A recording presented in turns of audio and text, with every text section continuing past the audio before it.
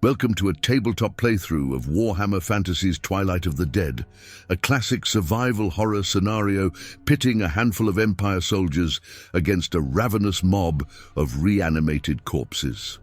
Twilight of the Dead was featured in Games Workshop's 2002 Warhammer Skirmish supplement, which complements the skirmish rules included with Warhammer 6th edition. The scenario introduction reads as follows. On the way back to the front lines to deliver vital news of the oncoming threat of the undead, a small group of soldiers is stopped in their tracks by shambling hordes of zombies. Their only refuge is the remains of what used to be a home in the middle of the countryside. As they make their stand, the zombies close in to satiate their undying hunger for human flesh.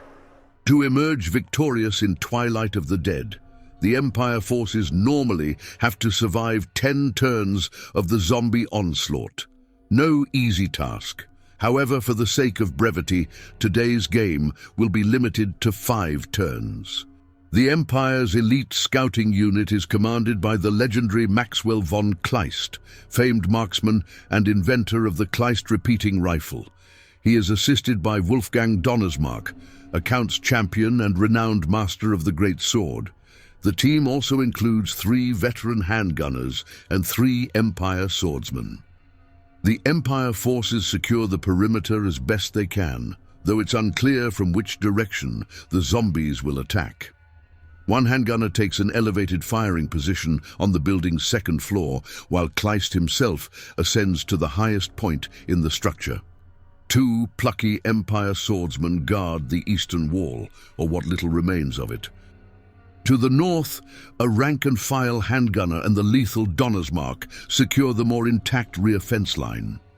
The remaining handgunner and swordsman guard the reasonably solid west wall, while keeping a careful eye on the root cellar and water well, lest any zombies emerge from below. This is a distinct possibility, as 16 zombies will now deploy randomly in groups of 4. The fickle roll of a 6-sided die will determine the deployment zone for each group of zombies. Depending on the dice results, mobs of shambling dead may approach the house from one or more sides and/or emerge from the fetid depths of the well or root cellar. For dramatic effect, all 4 deployment dice are rolled simultaneously, and the results are catastrophically bad for the outnumbered Empire defenders. A mob of 8 zombies advances toward the exposed southern side of the compound, while another 8 specimens emerge, bloated and slimy, from the depths of the ancient well. With no barriers or ground forces to impede their advance, the zombies appear likely to overrun the derelict manor house.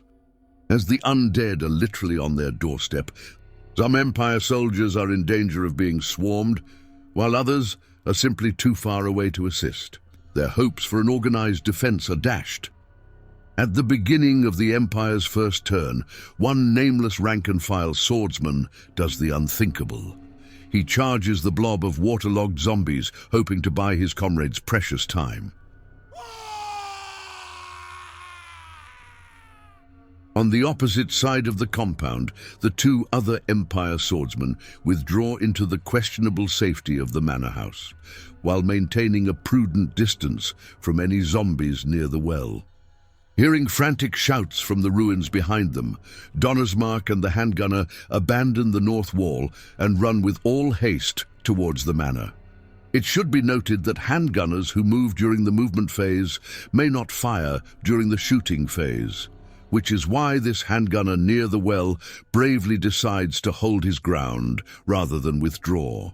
At the start of the Empire shooting phase, he draws a bead on the nearest unengaged zombie and fires. Unfortunately, however, the shot misses. Next, the handgunner perched on the 2nd floor also opens fire. This time, the shot is on target. It wounds the zombie in question and knocks it to the ground. Unfortunately, however, the zombie is not dispatched. From his perch high above the conflict, Maxwell von Kleist prepares to fire 3 shots into the zombie horde, sacrificing accuracy for rate of fire. To avoid the penalty for long range, however, he concentrates his fire on the two closest unengaged zombies. The first shot from the repeating rifle strikes home, wounding a zombie and knocking it off its feet. The undead are resilient, however, and given time, will recover from anything less than a kill shot.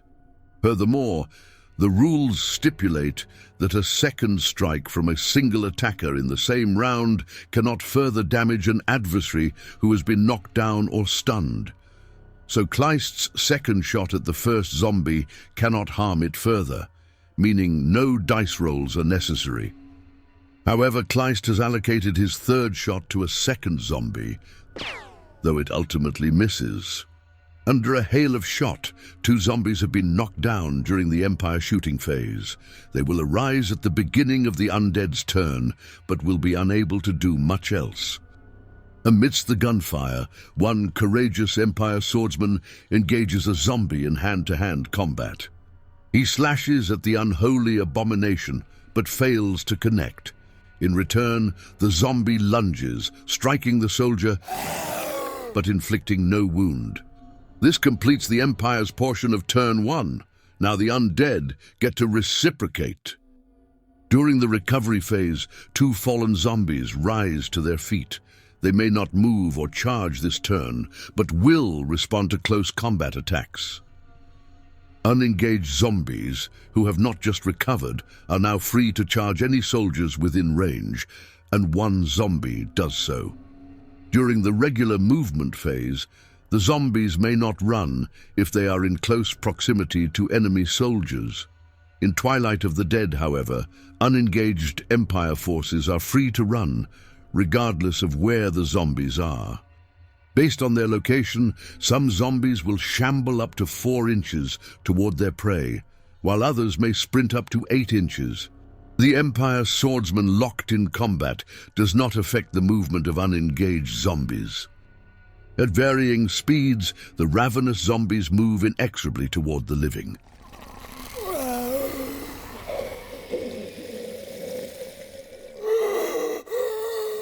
This comes as quite a shock to the stalwart handgunner who stood his ground, as he now finds himself confronted by 2 running cadavers.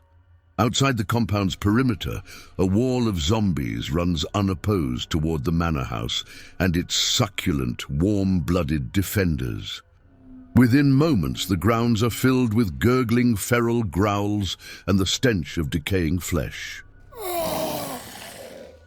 Once the undead's movement phase is complete, it's time for close combat, as the zombies have no shooting attacks.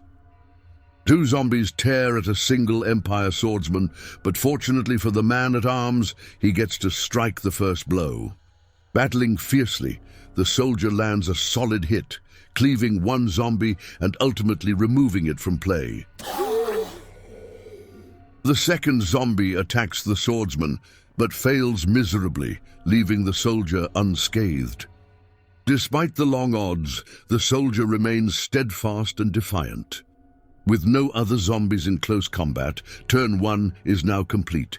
It is now the top of turn 2, and the Empire's move. Perhaps emboldened by their comrades' success, 2 Empire swordsmen charge from the manor and confront zombies in the yard. They're quickly joined by Wolfgang Donnersmarck, who is far too egotistical to remain in the rear. This creates a wall of flashing steel just outside the manor house.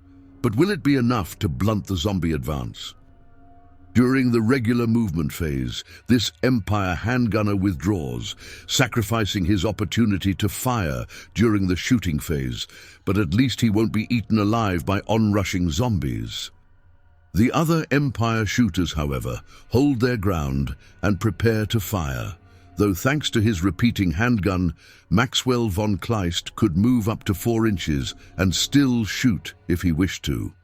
Firing at long range, the furthest handgunner shoots the nearest unengaged zombie within line of sight. Unfortunately, the shot misses. Shooting from the manor's unstable second floor, another Empire handgunner targets a zombie across the yard. From his elevated position, the soldier may shoot at any unengaged zombie in line of sight, even if it's not the closest. His shot hits the mark, but unfortunately does no appreciable damage to the zombie. With zombies swarming the yard, Kleist takes a calculated risk, spraying lead at 3 different targets. Much to Kleist's chagrin, the inaccurate barrage results in just a single hit, which subsequently fails to wound its target. On the ground, Wolfgang Donnersmarck and the Empire swordsman prepare to battle the ravenous dead. Starting on the left, a gore-smeared Empire soldier clashes with a putrid zombie, but their fight remains a stalemate, with neither landing a significant blow. Near the staircase, Donnersmarck and 2 Empire swordsmen battle ferociously against the zombie horde. However, their fight is deadlocked as well, with no measurable damage inflicted by either side. This ends the Empire's portion of turn 2. Now the zombies will attempt to extract their own pound of flesh. To this end, 2 additional zombies charge the courageous Empire swordsman. The brawl is now 3 against 1. And to the right, 2 more zombies charge into the central melee, giving the undead there a 5-3 advantage over the living.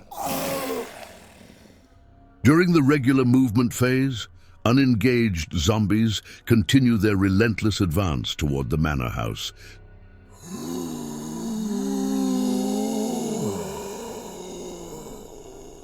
Seeking to feast upon the tasty Empire handgunners sheltering within. During the close combat phase, 3 zombies attack the valiant Empire swordsman, who charged in on turn 1. The soldier gets to strike first, but misses. Overextending himself, the swordsman is subsequently struck, wounded and stunned by a frothing zombie, leaving the soldier face down and helpless in the muck. He is then gruesomely dispatched by a second zombie in a manner that is best left to the imagination. In the frantic melee near the staircase, a zombie lunges at another Empire swordsman, though the soldier gets to attack first, striking the reanimate but failing to wound it. In an unholy rage, the zombie strikes back, landing a critical hit and pummeling the soldier face down into the dirt. A second adjacent zombie wastes no time in eviscerating the helpless Empire swordsman. A hatchet-wielding zombie attacks a 3rd soldier in the fray. The swordsman strikes first, fails to wound the reanimate, and suffers a humiliating critical hit in return. Like his fallen comrades before him, the attack leaves the soldier stunned and helpless. Fortunately, however, no other zombies are directly adjacent to the swordsman's body. For the moment, he survives. Turn 2 has been an unmitigated disaster for the Empire soldiers. 2 swordsmen have been slaughtered, and another lies helpless in the dirt. What horrors await the Empire in turn 3? During the recovery phase, the stunned Empire soldier revives and rolls himself face up. He is still off his feet, but is no longer completely defenseless. No Empire soldiers move during the movement phase, primarily because Wolfgang Donnersmarck is already in close combat, and the handgunners need to stand pat if they wish to fire. At the start of the shooting phase, the 2nd floor handgunner takes aim and misses. A 2nd handgunner also misses. But the 3rd shoots across the ruin and knocks a zombie to the ground. From his tenuous perch atop the ruined manor, Maxwell von Kleist unleashes another hail of shot against the zombie horde. Maxwell misses twice, but the 3rd shot splatters a zombie's head like an overripe pumpkin. This concludes the Empire's portion of turn 3. Now the undead get to respond with an equal measure of violence. During the recovery phase, the zombie struck by musket fire but not destroyed rises to his feet. He may not move until next turn, however. The closely packed undead are getting in each other's way. but there's still room for an additional unengaged zombie to charge Wolfgang Donnersmarck. Another zombie charges up the stone staircase toward the closest handgunner, who fires a defensive musket shot, but misses. The handgunner will have to fight the zombie with rifle butt and bayonet during the close combat phase. During the regular movement phase, 3 unengaged zombies stagger toward the rear of the manor house, drawn by the sound of gunfire and the smell of human flesh. 3 zombies near the well are more animated. Together, they sprint toward the north wall of the compound, much to the distress of the handgunner lurking there. At the start of the close combat phase, 2 zombies attack Wolfgang Donnersmarck. His Empire Great Sword is a notoriously slow weapon, but luckily, the undead are even slower. Before the zombies can strike, Wolfgang chops them both down. Donnersmarck may be an arrogant bastard, but he is good at his job. Unfortunately, Wolfgang's success is not enough to save his comrade lying in the dirt behind him. Though the downed swordsman is not instantly killed when attacked by the adjacent zombie, he is automatically struck, after which he receives a wound and fails his armor save, sealing his fate. On the second floor, a putrefied zombie attacks an unarmored Empire handgunner. The soldier strikes first, however, and knocks the zombie down with a well-placed rifle butt. This is the final action of turn 3. Heading into turn 4, the Empire has lost 3 rank-and-file swordsmen, and zombies are everywhere. Let's see how the remaining soldiers respond. During the charge phase, Donnersmarck closes with 2 zombies, planning to split his attacks between them during the close combat phase. During the shooting phase, Maxwell von Kleist fires 2 shots at zombies, which are threatening a handgunner below. He scores 2 hits, but shockingly fails to wound either target.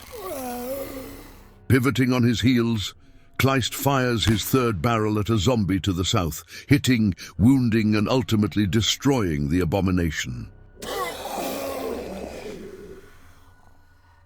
Near the north wall, an Empire handgunner fires at the nearest oncoming zombie and misses entirely. Meanwhile, in the northeast corner of the manor house, another handgunner whirls about and fires at point-blank range. Also missing, resolve is beginning to crack. During the close combat phase, a 3rd handgunner bayonets a zombie lying on the floorboards, hitting automatically, inflicting a wound, and permanently dispatching the foul revenant. And finally, Wolfgang Donnersmarck unleashes the power of the Great Sword, knocking one zombie to the ground and cleaving the other in half. Thus ends the Empire's portion of turn 4. Now the zombie phase begins. This knockdown zombie stands up during the recovery phase. Then 2 of his undead comrades charge Wolfgang Donnersmarck during the charge phase.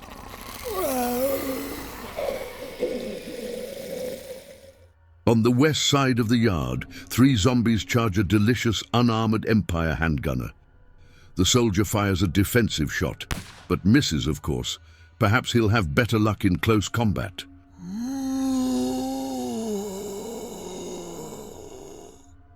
In the crumbling northeast corner of the manor house, another Empire handgunner is also charged by 3 zombies. He also fires a defensive shot, but doesn't hit a damn thing. During the close combat phase, Donnersmarck slices through zombies like bratwurst, felling 2 would-be attackers before either can strike. This handgunner was not as successful, however, being stunned and subsequently dismembered by a trio of zombies. Fortunately, his nearby comrade fares better, knocking 1 zombie to the ground while avoiding savage attacks from 2 others. Moving into turn 5, just 4 soldiers and 7 zombies remain in play. Which of them will survive the final turn? Since he cannot move and shoot, One zealous Empire handgunner makes a diving charge from the second floor, somehow sticking the landing amidst a desperate melee.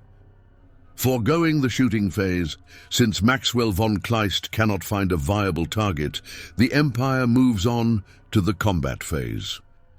Bolstered by gravity, the diving handgunner bayonets the closest zombie, removing it from play.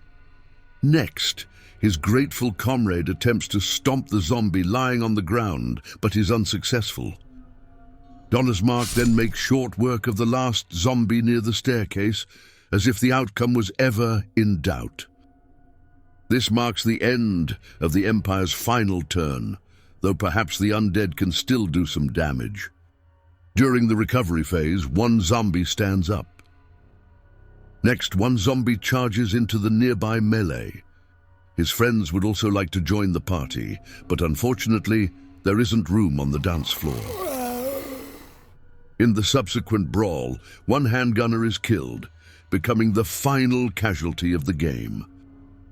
As Maxwell von Kleist surveys the carnage below, the dawn breaks over the eastern mountains and the remaining zombies crumble to dust.